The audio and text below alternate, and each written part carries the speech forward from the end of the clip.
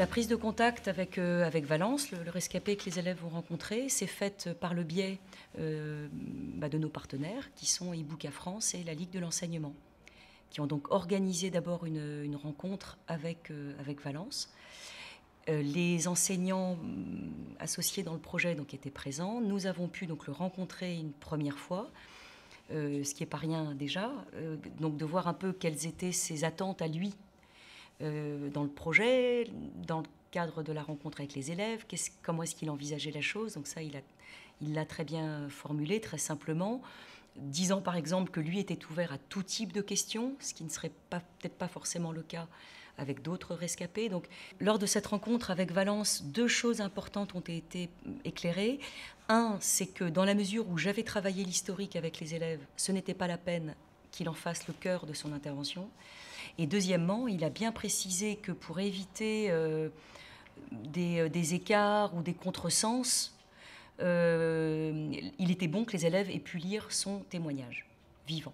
Rencontrer quelqu'un qui a vécu un événement dont on parle dans vos livres d'histoire, c'est d'en avoir un point de vue cette fois extrêmement personnel, intime, un vécu extrêmement différent en effet de celui des documents, de celui des chiffres.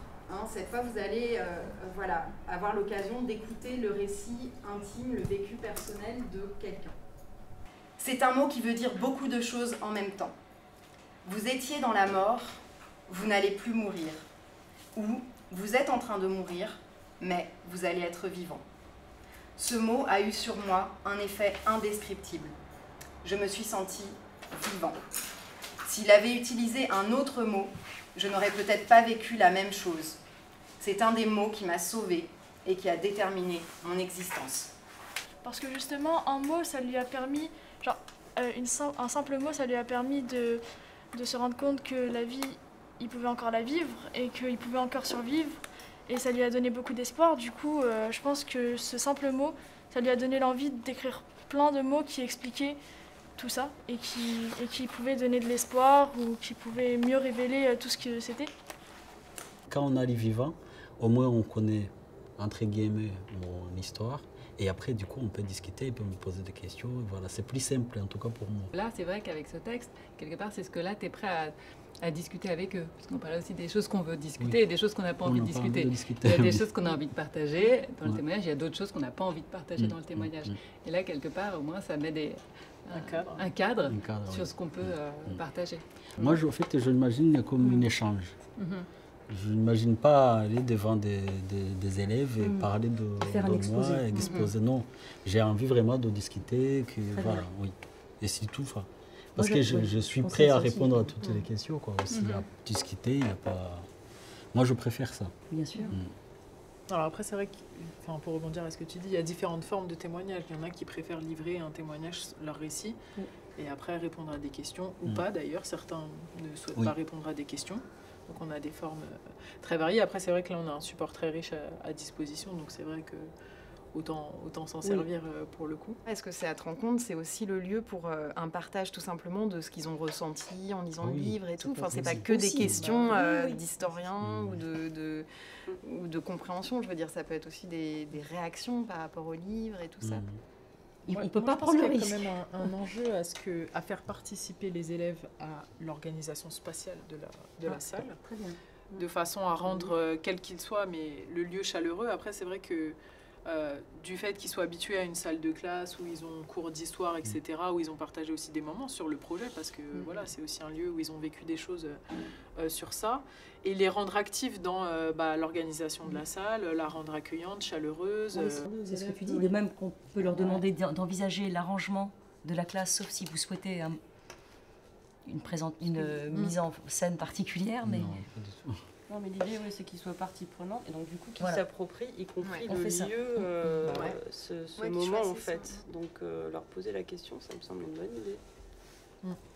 Le rôle de réunion avant le témoignage, je trouve que c'est très important parce que ça permet de savoir déjà quel public on va rencontrer, et comment ça va se passer. Est-ce que c'est une discussion, c'est un échange ou c'est juste un témoignage? Donc ça nous permet aussi, moi, de me préparer et de savoir ce que je vais dire et comment je vais le faire, en fait. Parce que des fois, quand on arrive dans un endroit où on ne connaît pas, avec des élèves, des fois qu'on ne sait pas s'ils ont quel âge, ils ont quel parcours, ils ont compris quoi avant sur le génocide contre les Tutsis ou sur le génocide en général. Donc voilà, pour moi, un témoignage réussi, c'est un échange en fait. Assister au gachacha? Oui. Oui, j'ai assisté les tout premiers, oui, chez moi, dans mon village. Je suis allé pour témoigner, mais je n'ai pas finalement témoigné parce que en tout cas, mes voisins, au fait, témoignaient déjà.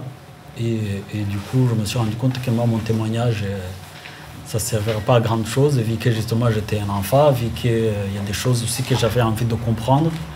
Et du coup, j'allais souvent au gachacha, mais juste, tout simplement pour écouter, pas pour témoigner. Donc pour aussi chercher des réponses. En fait, de reparler de tout ça, de voir justement qu'en fait, c'est comme il se réveille et dit, mais pourquoi en fait j'étais... Enfin, c'est déjà comme moi, c'est mes voisins, c'était mes amis, en plus c'est lui, je l'aime bien, mais je ne sais pas pourquoi. Du coup, de voir dans leurs yeux, en fait, qu'ils se sont vraiment...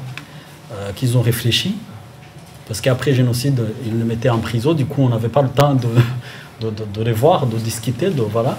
Et du coup, au mois du gachacha, on les ramenait sur la colline, et du coup, on avait un moment, en fait, de les voir, en fait, et de les écouter. Et du coup, pour moi, c'est même ça qui nous soulageait, c'est de voir un génocidaire qui a tué les gens, qui est là, et on voit dans les yeux vraiment qu'il regrette. Et du coup, moi, je préfère ça que justement de dire oui, on va le tuer et tout ça. Non. Donc, de le voir en fait devant nous, justement, qui s'excusait, qui disait tout ce qu'il a fait, qui regrettait, et on le voit. Et ça, justement, ça nous a aidés. Oui. Je réinvite ta mère, c'était avant. Regarde ce qu'il me voit.